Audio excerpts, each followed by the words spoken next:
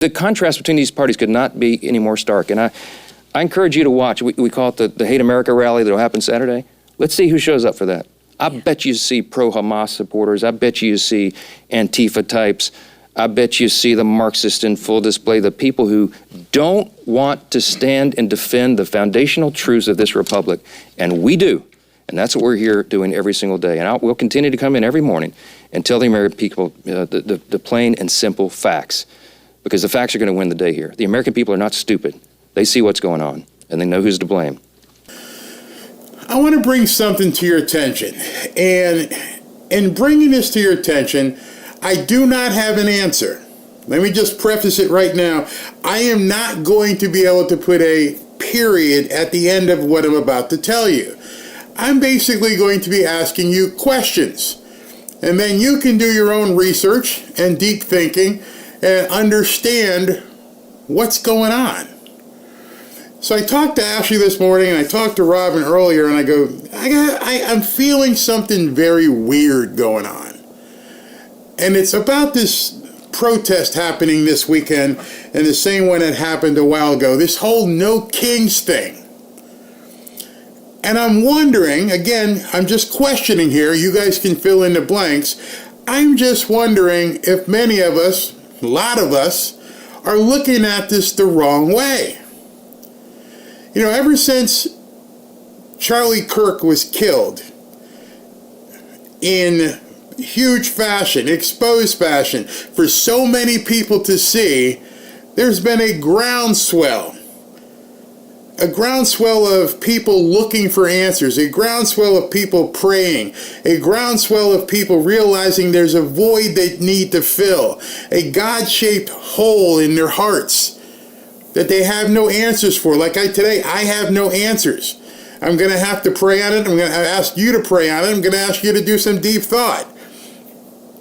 And because it happens so publicly, where I mentioned yesterday during our prayer meeting, that a lot of people, especially young people, have not been exposed to that kind of violence, that kind of abhorrent OMG type of violence that just grips you and makes you want to cry on sight. They almost saw it on July 13th, but they didn't see it. This one, it was graphic, it was stunning, put any adjective that you'd like. It caused people to go, what did I just see? And then I saw people laughing about it online. And you have to imagine, after people saw that, some people stepped back and went, that's not good. That over there is evil. Maybe I need to find God. Maybe I need to talk to some people. Mom, I got this weird feeling. Well, son, daughter, maybe you need to go to church. And remember what happened after Charlie Kirk got shot. Churches were filled across the country. I mean, packed to the brim. New people, young people, old people, people who had been away from church, all went back to church. I hope they're still going. I think they are. And then it made me think, when they said they're doing a No Kings protest, well, we don't have any kings. And then I thought to myself, well, actually, we do. Could it be the no king that they're trying to protest against? They're utilizing Donald Trump as the catalyst, but there's another king that they don't want anybody to have. Bear with me here. With an ideology that it's basically teetering on communism, with an ideology that's embracing Marxism, with an ideology that has people riding bikes nude, with an ideology that says you can change who you are and lop off your junk and become the other person, just do it. An ideology that promotes some of those people going in front of kids in school. An ideology where you could slit somebody's throat and get probation. An ideology where Big Balls gets beat up and they say it's not my job to punish him. That's not what a judge is supposed to do. Obviously, you don't understand the word judge. And you see all this stuff happening with Chicago and how they're fighting tooth and nail to make sure that crime is prevailing. We don't want you to stop crime. Well, doesn't everybody want to live in a better America? Don't they want safety? No, we have to re-envision safety. Up is down, down is up, white is black, black is white, sideways. They are screwing with everything that we hold dear. So I'm challenging you right now with what I'm going to show you are they realizing that they're fighting a losing battle? You and I already know who's won the battle. We already know there's victory. But if you feel, and you're on the other side, and you feel that we need to mobilize now, even to the fact of getting naked people out there laying in the street and riding bicycles, then you will pretty much do anything. If you're going to cheer somebody's head nearly getting blown off, you will basically do anything. If you will attack ICE vehicles in the middle of the street, you will pretty much do anything. So I'm going to pose the question to you. Is the king that they want no part of, no kings, Jesus Christ? And some of you guys are probably sitting back like I was the other day and went, hey, did I get this wrong? Is that who they're after? Because we already know Trump's not a king. And so the entire naming of their festival, their protest, doesn't make any sense. We don't have kings here. You get to vote in 2 years, and then you get to vote in another 2 years, and so there's not a kingdom except one. I want to show you something, and I want to further this by showing you something I saw over the last couple days. Young Americans are leading a Christian revival across the country. Bible sales increasing over 40% since 2022. Religion app downloads surging nearly 80%. That increase since 2019. And Christian music Spotify streams up 50% from 2019. Our next guest. Those numbers can't be by accident. Obviously, they happened well before Charlie Kirk was killed, but the numbers still begin to just keep rising. When you look at those kind of numbers, which I'm sure other people on the other side have looked at, that's a problem. That's a big problem for them. Because everything they stand for is the opposite of what that is. There is no room for them in society if that continues to trend upwards. There is no possible way that they can do anything that they want if that continues in the trend that it's going right now. And now, it's not me, it's not you, it's younger people. The people that they tried to steal. Hey, you can do anything. You can be anything. There are no rules for you. This is the selfie culture, as Ashley told me, where it's all about me. Take the best picture. Hey, you ever notice how many people have been killed trying to promote self? Oh, I got to get that great shot, and off the cliff they go. Or check me out here, and I get hit by a train. What kind of stuff motivates people to do things they wouldn't ordinarily do and then have to pay the ultimate price? And so as I was doing some research and watching what was happening yesterday for prayer meeting, I'm seeing this stuff and going, hey, wait a second. Maybe we need to pump the brakes on or rather let the brakes go on all of this no king stuff. This is groundbreaking information. is helping fuel this movement, bringing faith into the mainstream. So let's bring in Christian artist and influencer Ann Wilson. Ann, so good to have you in the studio. Thank you. It's We so good to love be your here. music. Thank you so much. What do you think about this? This is awesome. This It's revival. amazing. It really is. It's such a cool thing to witness, honestly, being in the heart of Gen Z as a 23-year-old and seeing my generation come to know Jesus like in a way they never have before is such an encouraging thing to see. What are you hearing from your... Hey, I want to stop there.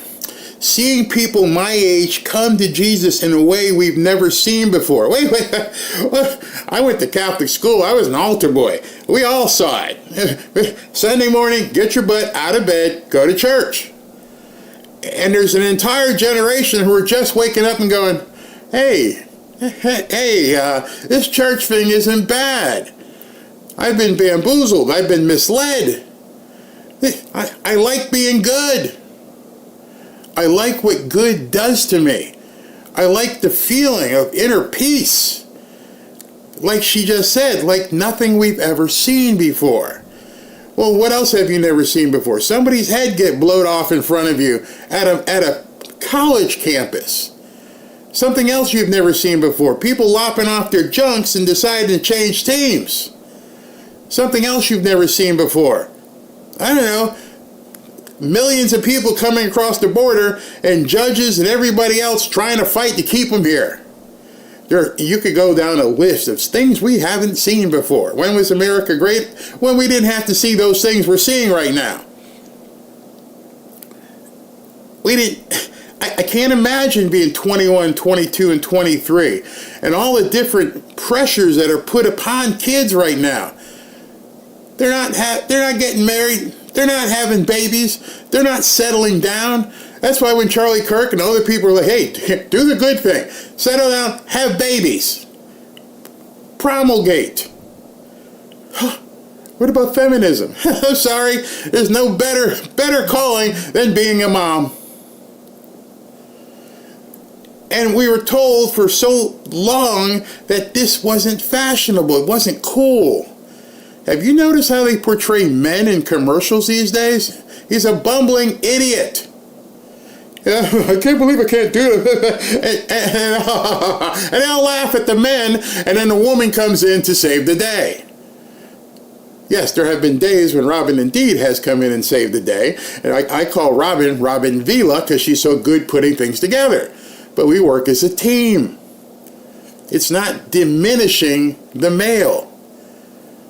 I knew there was a problem, and I don't want to hurt anybody's feelings here, but I was kind of concerned when they started showing me guys having hair buns. I'm like, what in the hell is that on his head? Oh, it's a hair bun.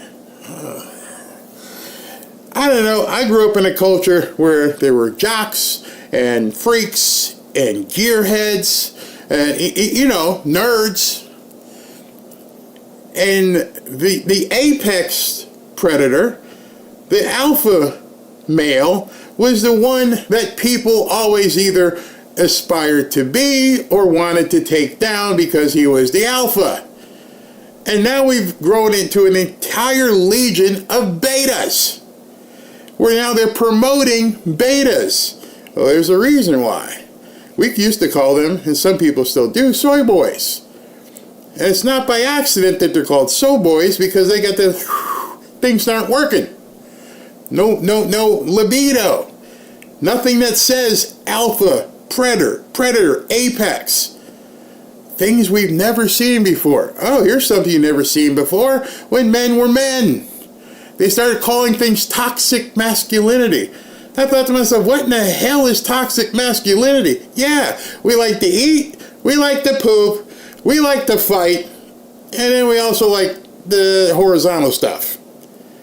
We were pretty simple creatures. And then they started slicing that away, if you know what I mean. And so these kids are like, wait a second, I've never seen this. I haven't had this feeling. And by the way, the teachings are that, we're supposed to respect the alpha male. I mean, you males don't think it's something that somebody should just adorn you with. You got to earn that. But these kids are starting to realize there's something different, as she just said, that we're not used to. generation? Are a lot of people open about their faith? Because when we were growing up, remember our grandparents were like, two things we don't talk about. We don't talk about our faith. We don't talk about politics. Yeah. I feel like your generation, it's getting easier to talk about as generations move along. Yeah, it feels like that. Can you imagine that statement? Those of you who are my age or around it, it's getting easier to talk about religion. Huh? I went to a Catholic school. I played CYO. We played other Catholic schools. Everybody played the Catholic schools. The parochials, as they used to call us. Everybody knew we went to church on Sunday. What do you mean it's getting easier to talk about? How? How did it not become easy? Hey, what are you doing? Hey, after church, let's go ahead and get something to eat. All right, hey, what are you doing this Sunday? Hey, after church, let's go and play some basketball or some baseball. Hey, after church became our lexicon. We used to say that. You probably said it. Hey, what are you doing Sunday? Well, after church. Because there was nothing before and nothing that was going to usurp. Church was what we did on Sunday mornings, and it was real easy to talk about. You talk about it Friday night. Hey, we're going to go play hoops? Well, yeah, after church I can meet you. And I was shocked here. I'm like, wait a minute, you're telling me these kids grew up in an era where it's not easy to talk about faith? Ooh, I didn't know that. Did you know that? And it's so funny, when I stop these videos, it's because things jump out at me. And I want you to think about it.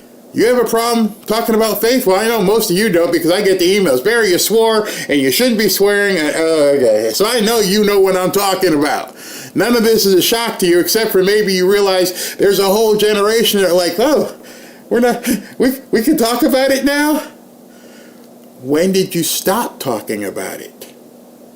When did the Democrats or the Marxists or whatever, when did it become unfashionable to pray, to make the sign of the cross? When did that become corny, not cool, fascist?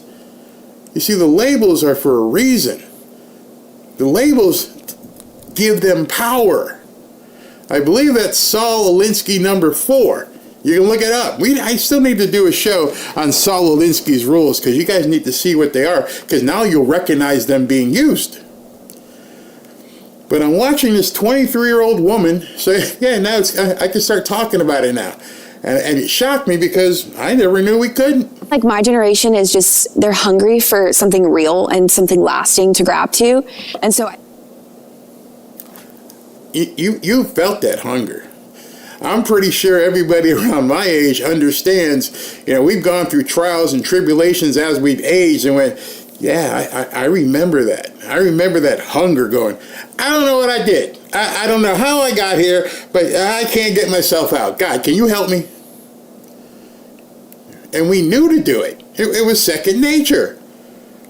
I'm like, what do you mean? I felt that hunger. I felt that thirst.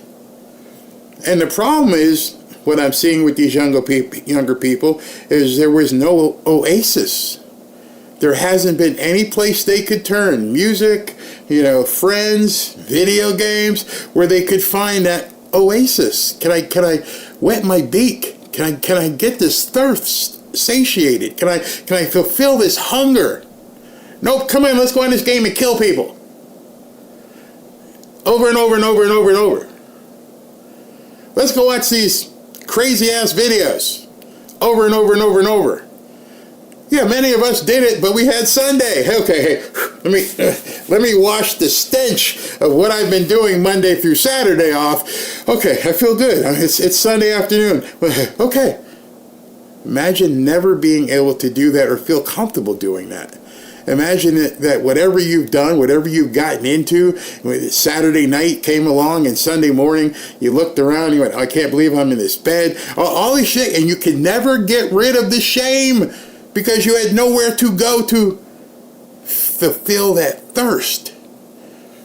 And she's 23 years old, and I'm thinking, you've never had that? I think vulnerability has become a big thing in my generation. People just being honest about what they're going through, what they're facing in their life, the depression or anxiety they're walking through, or their struggles. And I think people are just being so much more open about faith and the need that. I'm sorry. When I was 22 and 23, anxiety was a word in the dictionary. Anxiety? What was there to be anxious about? 22, 23, you're in college. I was playing football. The food was plentiful. The girls were plentiful. Didn't have plenty of money, so you just have to dial the digits and, hey, Mom, can you send cash? But there wasn't any anxiety.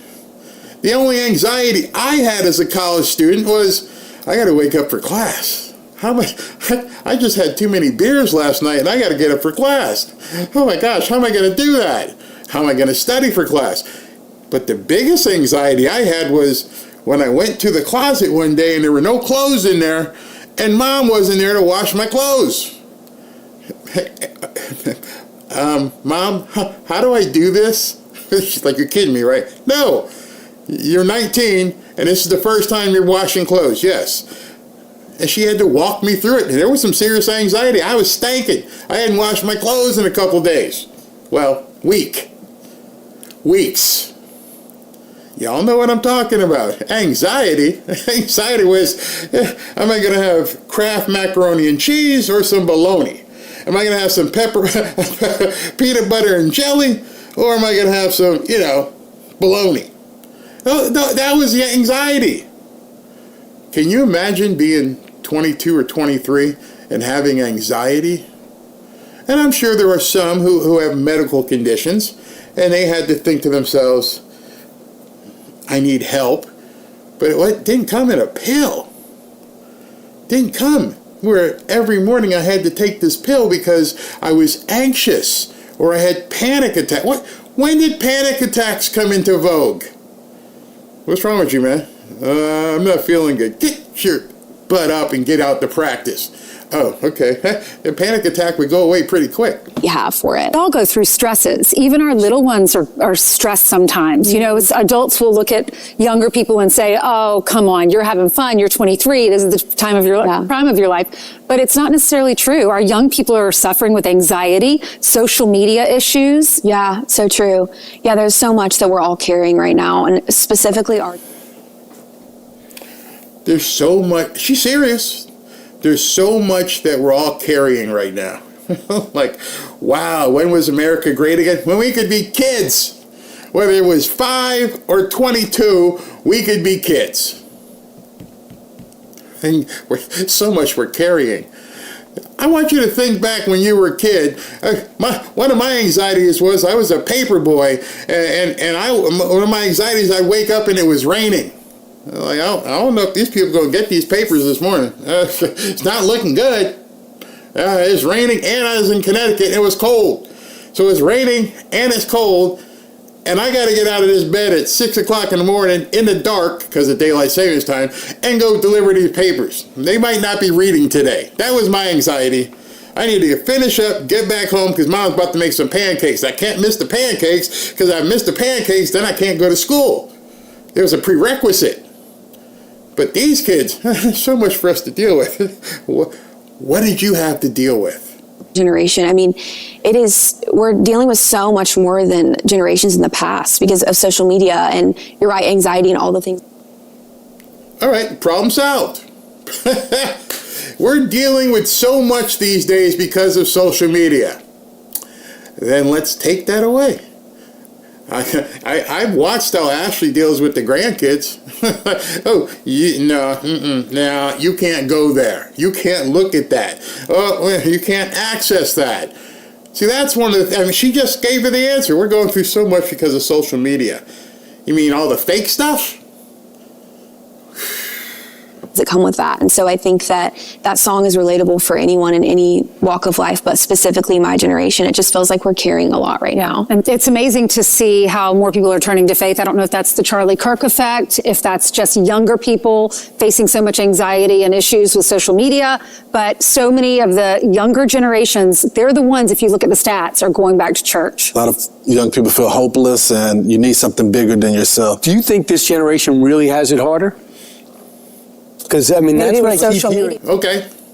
Do you really think that this generation has it harder? I guess that has layers to it. Because most of us, the hard part that we had was dodging belts or spoons or other devices that mom would come up with to implement pain. Dad pretty much went, you're on your own, man. I'm going this way. Mom's got something for you in the house. How am I going to get through? I was 6'2", 275 pounds as a senior in high school, and my mom was 5'9", 5'10", with a good pair of shoes, maybe weighed 140 pounds, and that teacher would say, I'm calling your mom, and I would go, oh, please don't do that. What would you like me to do? Anything. Don't call her. She's horrible. She's going to hurt me. And people, I used to tell my friends, they're like, I seen your mom. What in the hell are you talking about? How's your mom going to hurt you? She's going to hit me, and then she's going to tell me I don't get any dinner. That's how she's going to hurt me. True story. I got to eat, man. Got to eat. But you think this generation has it harder? I don't. This generation basically has all the creature comforts of home, most, without all the pain that we had. You can't even whoop up on a kid, supposedly.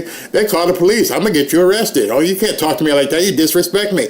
How's that happen? You watch the movies. You see a father or somebody go in a kid's room. Oh, Dad, you didn't knock.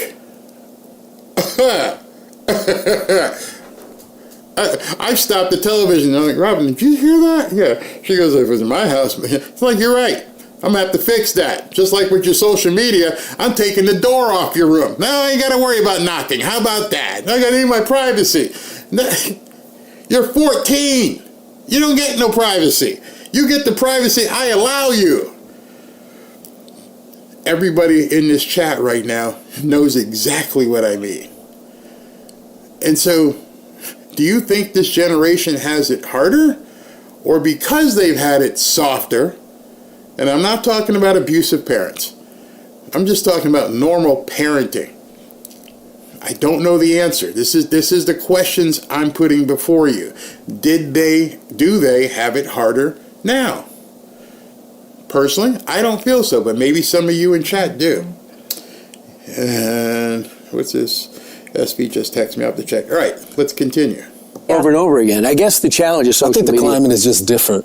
I think for us, we're older, our brains are completely formed. We could look at someone on social media that's at a party or at an event or invited on a trip and be okay with it. Yeah. But a younger generation, when your friends are everything to you in your world and you feel isolated, I think that can be tough.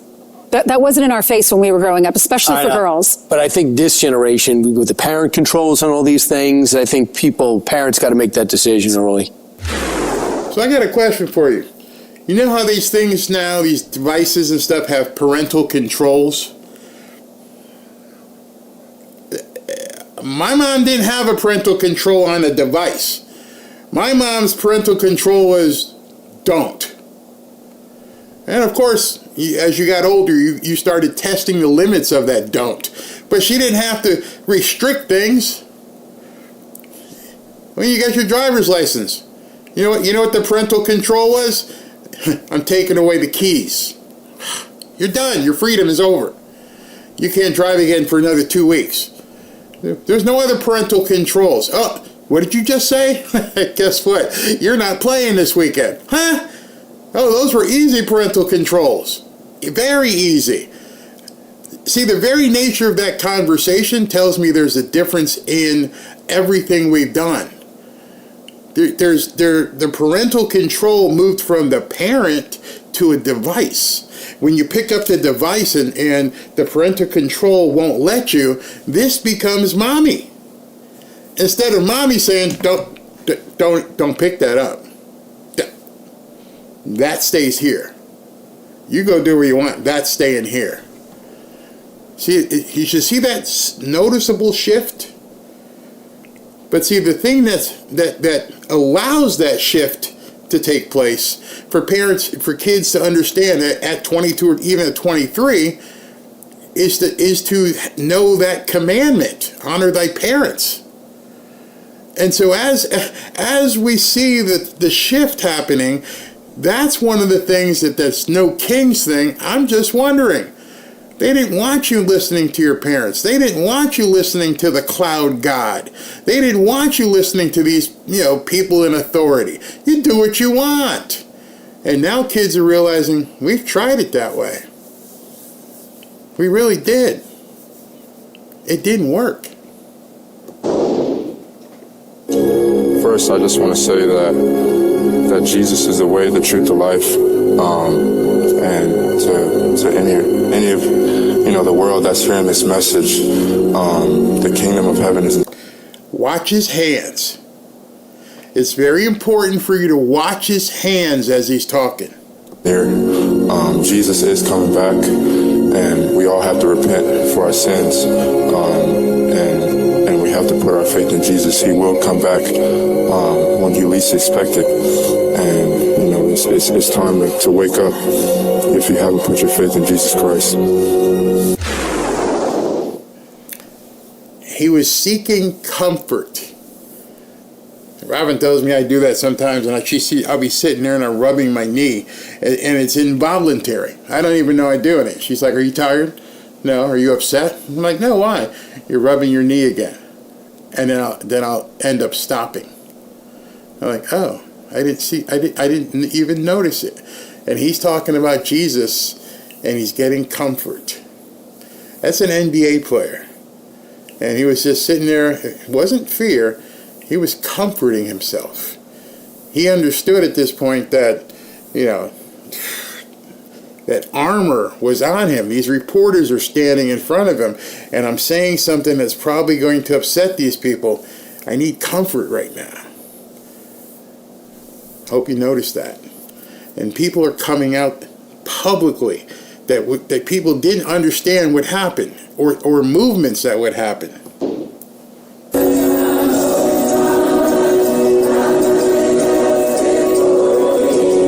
Did you hear that verse?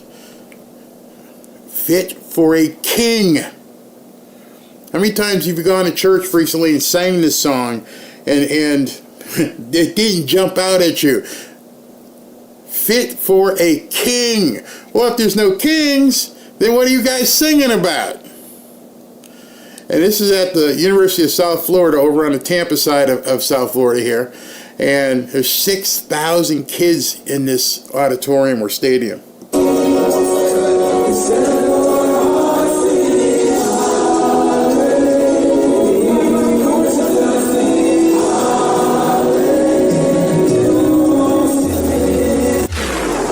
The other thing with that, if you looked at the crowd, how they're always looking for diversity, equity, and inclusion.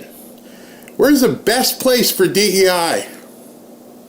Diversity, equity, and inclusion. DEI is a church. It is diverse. Everybody is a part of the congregation, and you're definitely included. It's not any advantageous benefit other than being closer to God. And this wasn't part of the prayer meeting. I'm not a pastor. I'm just watching. And I'm looking. And I'm seeing this happen. And I'm like, no kings, huh? No kings. Okay. Yeah, definitely. Weekend, I'm getting comfortable. All glory to God, really. I just got baptized Friday, so this whole weekend been amazing for me. I just got baptized on Friday, and it's amazing. I'm not trying to convince you. I'm not trying to proselytize to you. I've taken the time, as we're waiting for President Trump, for you to begin asking the question. What is this No Kings protest really about? What are they advocating? Who is going to be attending? What kind of people will be attending? Because we couldn't attend. You understand that, right? None of us could possibly attend. You have to realize almost everybody, probably everybody, unless the ones that are stupid, that are attending this know that, there is a king. There is most assuredly a king. And there's nothing you people out here can say, nothing at all that you can do that can change that. I don't care if you have 1 million people Saturday screaming about there are no kings. There will be about, I don't know, a couple 100 million will tell you, yes, there are. And that's something they can't fight. They can't change it. When President Trump was talking about he doesn't know if he can go to heaven, that showed me the man is starting to be humble. A billionaire gets whatever he wants. Yeah, I can go to heaven. Yeah, what I got to do? Any papers I got to sign or something? I got to put up a statue? For the first time, that man basically doubted whether or not he was worthy. The president bowed to a king. So don't tell me there's no kings. And don't tell me that this protest is political. This protest is clouded and shrouded with much more meaning behind it. They realize, in my opinion, they are losing the battle. And these souls are going towards Jesus, not Trump. Those football players and basketball players that I showed you, the arena filled with 6,000, they weren't MAGA hats. They were serenading and worshiping the true king, the one that the left can't possibly have. They cannot allow people to have worship for that king. It destroys their entire ideology. And if you think I'm wrong, think of the pillars of their ideology. And one by one, you're like, oh, can't do that. You definitely can't do that. Oh, heck no, that you can't do. And the more people who worship the true king will realize the exact same thing, and then they've lost their hold. So I want you guys to think about that.